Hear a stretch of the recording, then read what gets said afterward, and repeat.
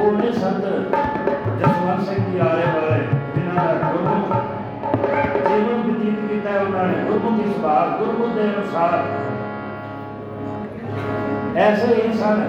18 ਬਰਵਾਲਾ ਪਿੰਡ ਹੈਗਾ ਮਾਨਸਾ ਦੇ ਕੋਲ। ਇੱਥੋਂ ਦੇ ਸਾਰੇ ਲਾਲ ਸਿੰਘ ਜੀ। ਕੌਣ ਸਨ ਲਾਲ ਸਿੰਘ ਜੀ? ਅੱਜ ਕੱਲ੍ਹ ਸਤਿਗੁਰਾਂ ਦੇ ਜਿਹੜੇ ਸ਼ਰਮਣੀ ਕਥਾਕਾਰ ਜਿਹੜੇ ਬਣੇ ਹੋਏ ਨੇ ਕਥਾਕਾਰ ਸੰਤ ਨਿਸ਼ਾਨ ਸਿੰਘ ਜੀ ਭੈਣੀ ਸਾਹਿਬ ਵਾਲੇ, ਉਹਨਾਂ ਦਾ ਇੱਕ ਸ਼ਗਿਰਦ ਹੈਗਾ ਜਸਵੰਤ ਸਿੰਘ ਮਸਤ। ਉਸ ਜਸਵੰਤ ਸਿੰਘ ਮਸਤ ਦੇ ਦਾਦਾ ਜੀ ਸਨ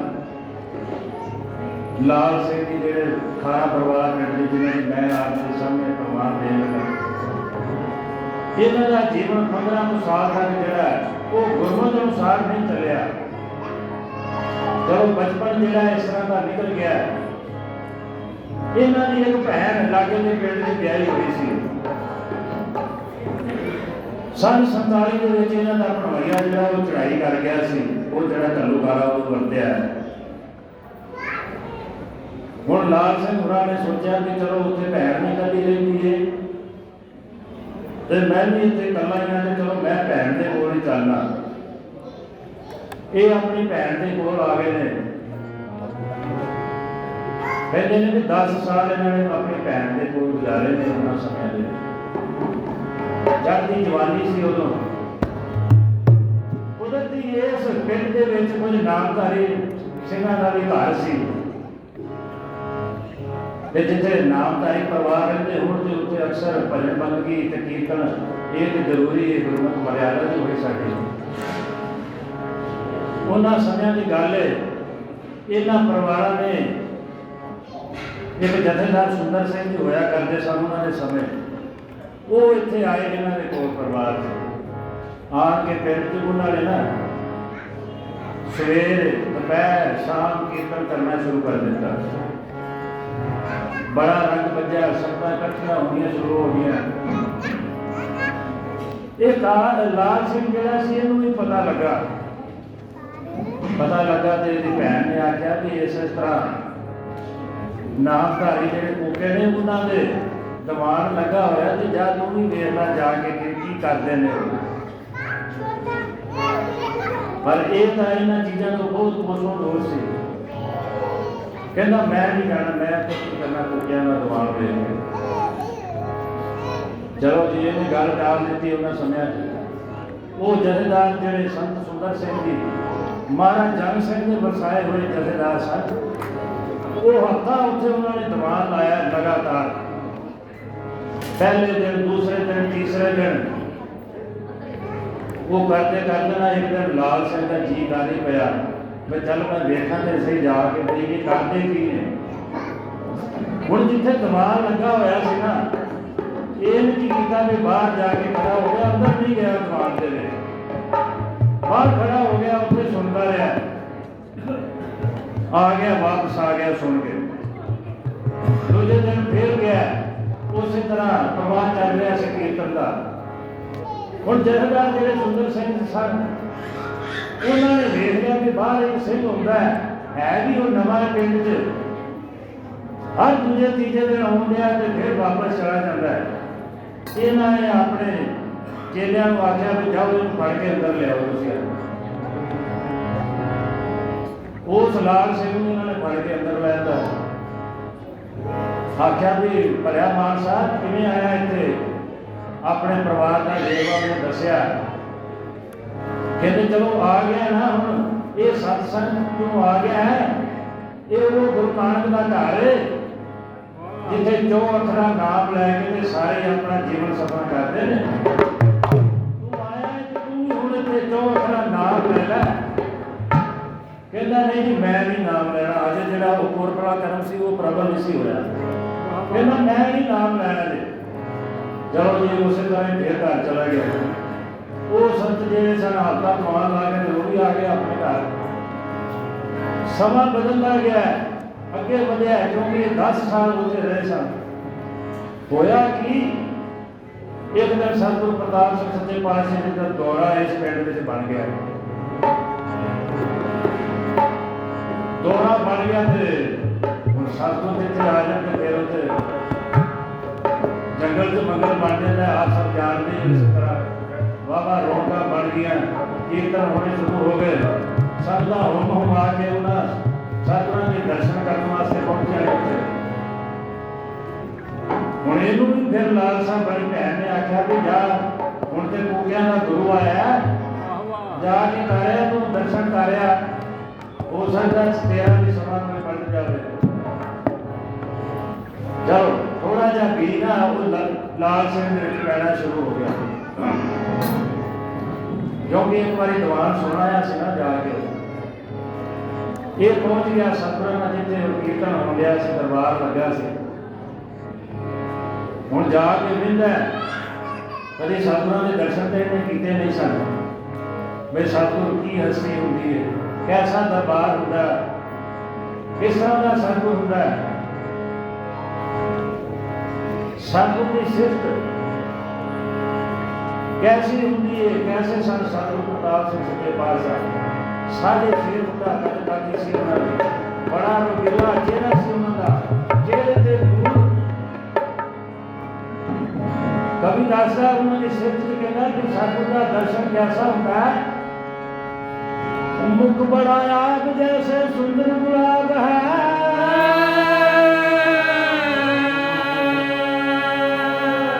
मुख बड़ा आग जैसे सुंदर गुलाब है, शरीर खास भाग जी को आप निरंकार है, संगत के बीच जैसे शोभते थे इस तोर, तारों के बीच जैसे शशि का आकार है। सोनी जीवा सोनी ग्रीवावती जैसे सरुभाग विच कनक सा रंग, कोमल से रंग कनक समार है, कट्टे जाते रोग कई जन्मां दे कवि सिंगा, जेड़ा नैनी देखे एक बार ही नहीं आ रहा। एक बारी जेड़ा दर्शन कर लेंदा है सतगुरु प्रताप सिंह दा, फिर उथों जो गए रह जाता सी। वाह वाह, इतिहास के ऐसे बड़े बड़े प्रमाण आए हुए हैं। सो इनू भी लाल साहब बड़ी ते जाके उत्थे खड़ा हो गया, संगत दर्शन करन दे सी, ते इहदा भी जी कीता भी मैं भी हुण लैन च लग जा, दर्शन करा। अज जदों करता करता इहदा नंबर आया दर्शन करदा, ते जाके ते हाथ जोड़ के खड़ा हो गया, मत्था नहीं टेकिया उत्थे जाके, फिर हजे कर्मां च फर्क पै गया। कर्म जेड़े ने है नहीं जे जागदे, सतगुरु जी दसदे ने भी जिन्नी देर भावना ना बने उन्नी देर कर्म नहीं जे जागदा किसी का।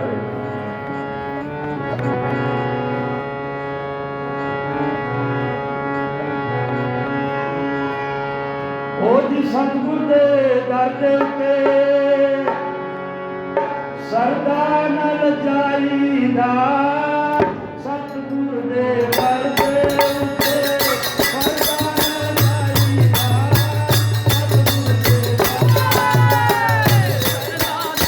जाईदा, सतगुर दे सरदा नल जाईदा, सतगुर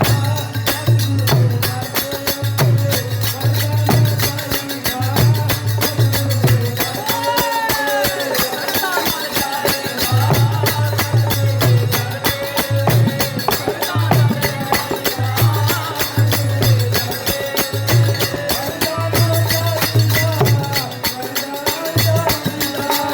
सरदा नल जाईदा,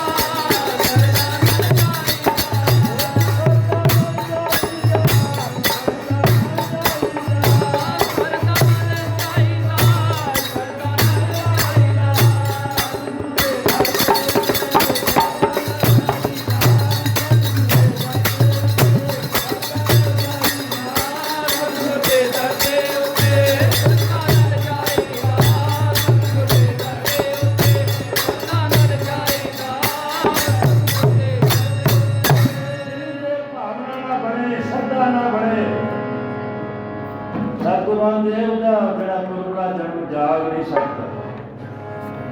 जे जागया नहीं तो फिर सुख नहीं बन सकता, सफल नहीं बन सकता। ਹੁਣ ਵੇਖੋ ਨਾ ਕਿੰਨੇ ਯਤਨ ਕੀਤੇ ਗਏ ਨੇ ਇਹਦੇ ਵਾਸਤੇ, ਲਾਲ ਸਿੰਘ ਵਾਸਤੇ। ਜੇ ਸਤਿਗੁਰਾਂ ਦੇ ਸਾਹਮਣੇ ਵੀ ਗਿਆ ਤੇ ਜਾ ਕੇ ਹੱਥ ਜੋੜ ਕੇ ਖੜਾ ਹੋ ਗਿਆ, ਪਰ ਮੱਥਾ ਨਹੀਂ ਟੇਕਦਾ। ਮਨ 'ਚ ਬੜੇ ਉਛਾਲ ਆਉਂਦੇ ਨੇ।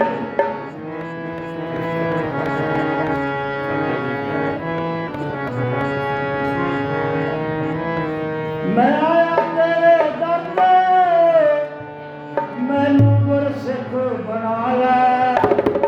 ਮੈਂ ਆਇਆ ਤੇਰੇ ਦਰ ਤੇ, ਮੈਨੂੰ ਗੁਰਸਿੱਖ ਬਣਾ ਲੈ।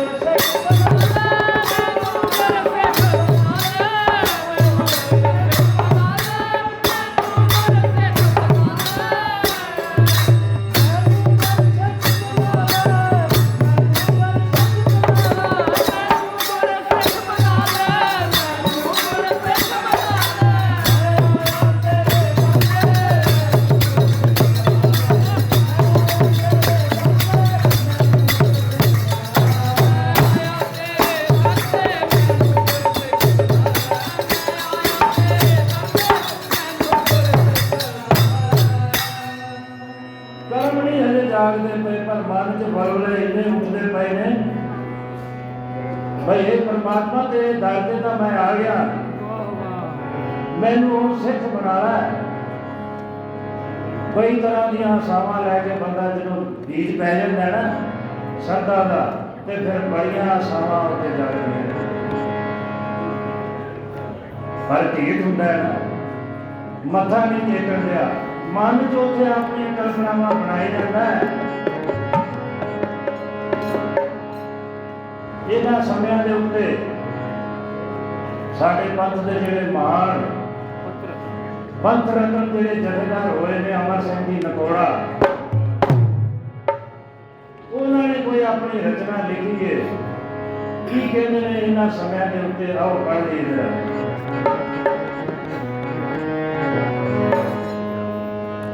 ਕੁਝ ਮੇਰੇ ਪ੍ਰੀਤਮਾ ਬੜਾ ਹੀ ਗੁਨਾਹਗਾਰ ਮੈਂ, ਮਨ ਕਰਦਾ ਬਈ ਮੈਨੂੰ ਬਖਸ਼ ਲੈ, ਤੇਰੇ ਸਾਹਮਣੇ ਖੜਾ। ਪਰ ਫਰਕ ਇਹਨਾਂ ਦੇ ਹਜੇ ਹੱਥ ਜੋੜ ਕੇ ਖੜਾ, ਮੱਥਾ ਨਹੀਂ ਟੇਕਣ ਡਿਆ। ਮੇਰੇ ਪ੍ਰੀਤਮਾ ਬੜਾ ਹੀ ਗੁਨਾਹਗਾਰ ਮੈਂ,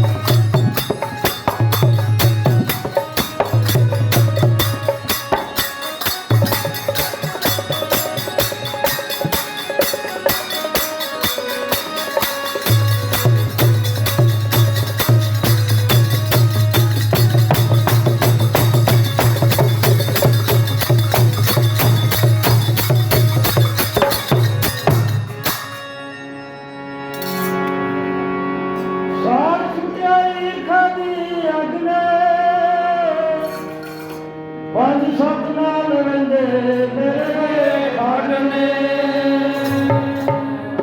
ते चुकी फिरिया गुनाहां वाला पार मैं ओ कर पादे बंदगी दा मेरे प्रीतमा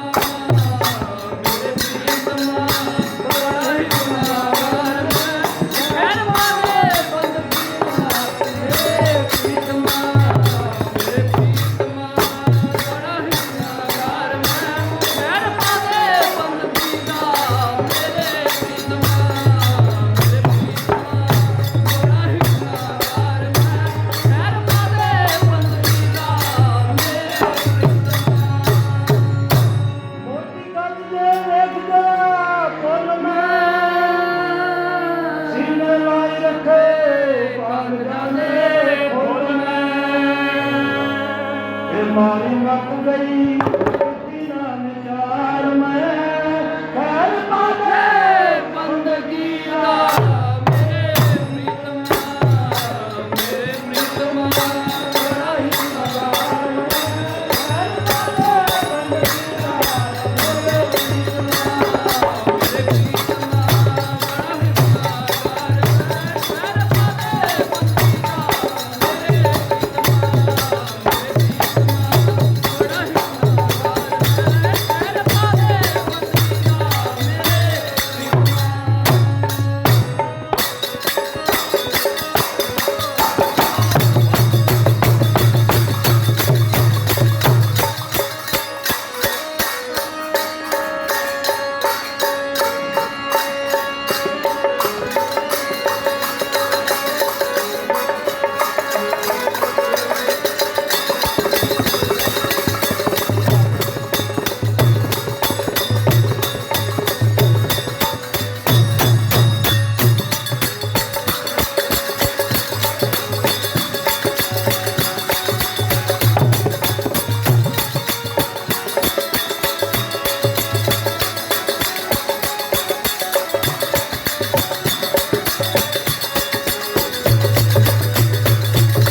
मेरे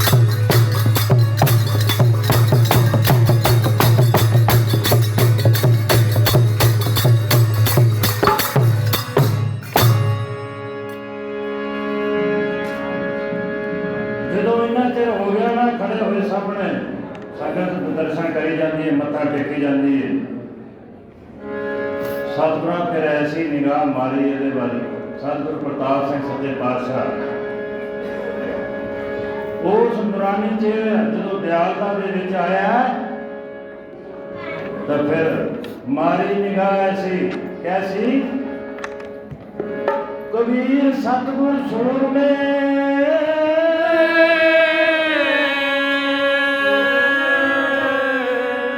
कबीर सतगुरु में पाया दान जो एक लागत ही कोई गिरपरा परा करे दे से ऐसी निगाह मारी ओ जैसा मारे तीर जैसा मारे कबीर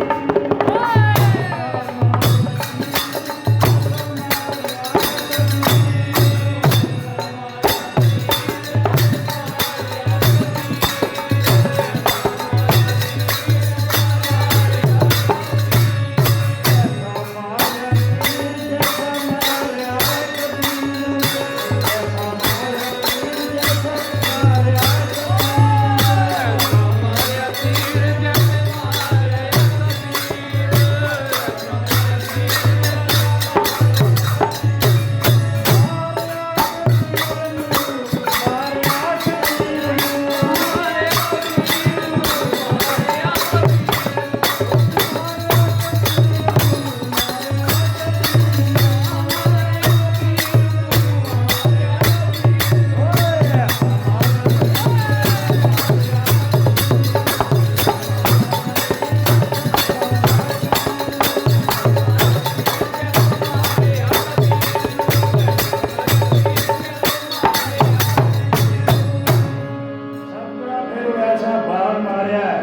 ਕੰਮ ਕਰਦਾ ਥੱਲੇ ਡਿੱਗ ਪਿਆ, ਮੱਥਾ ਟੇਕਣ ਲੱਗ ਪਿਆ।